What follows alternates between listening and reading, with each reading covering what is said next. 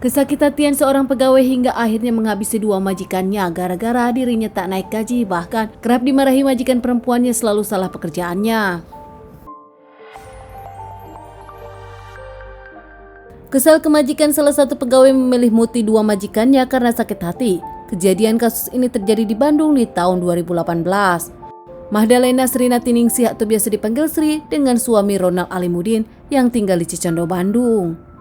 Pasangan suami istri ini menikah sudah lama dan dikaruniai satu orang anak.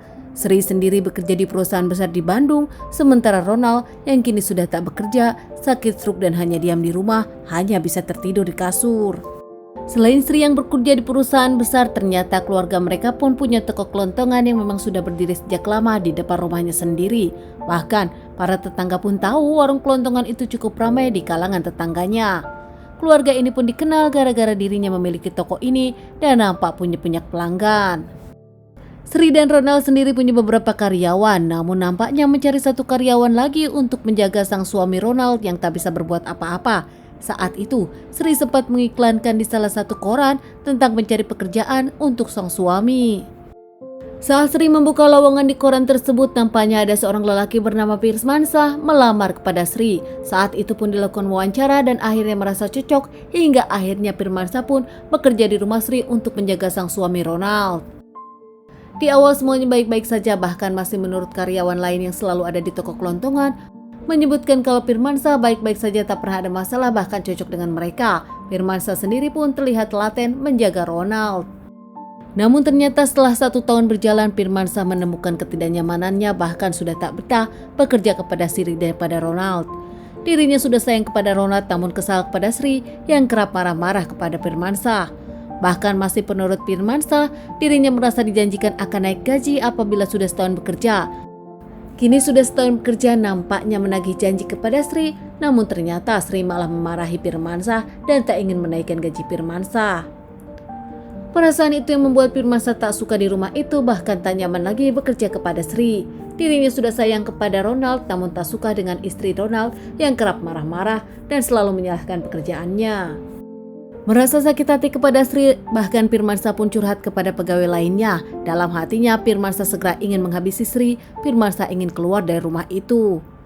Tak menunggu waktu lama, nampaknya dirinya mendapatkan kesempatan. Saat anak Sri dengan Ronald pergi, bahkan pegawai yang lain pun tak ada, Pirmansah pun tak mengambil kesempatan lagi.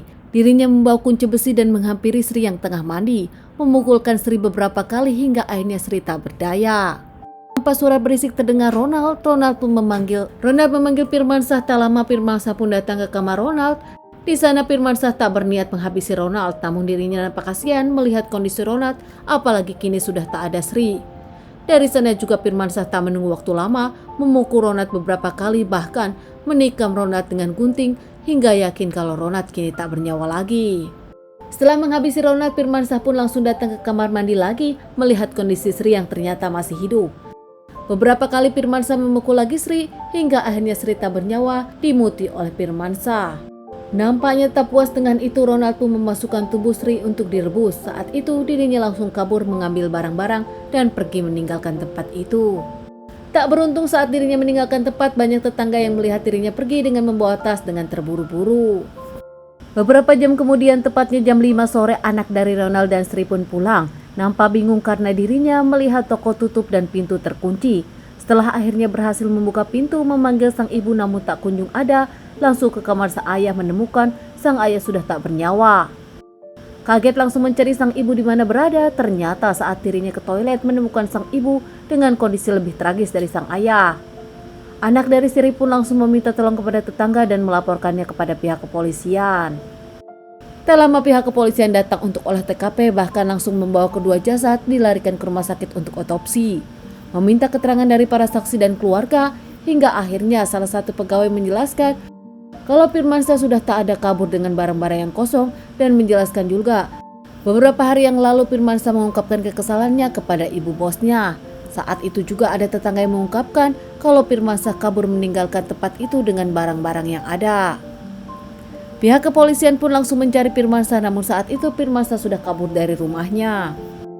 Berkat kerja keras pihak kepolisian, akhirnya bisa mengamankan Pirmansah di tempat persembunyiannya di Batu Jajar, Bandung, di rumah temannya. Saat pihak kepolisian menyelidiki Firmansyah, Firmansyah langsung mengakui tanpa perlawanan juga menyebutkan dirinya memang kesal kepada Sri dan sakit hati. Dijanjikan naik gaji tak naik gaji dan semua yang dilakukan Firmansyah ketulusannya kepada Rolat selalu diperlakukan salah, apalagi kerap marah-marah. Menurut Firmansyah, Sri nampaknya memang sudah tak menyukai dirinya. Kini dinyatakan bersalah usai menjalani beberapa kali persidangan, akhirnya Firmansyah pun divonis hukuman seumur hidup. Teman-teman, sekian dulu bahasan kasus yang aku bawakan kali ini. Ditunggu bahasan kasus selanjutnya.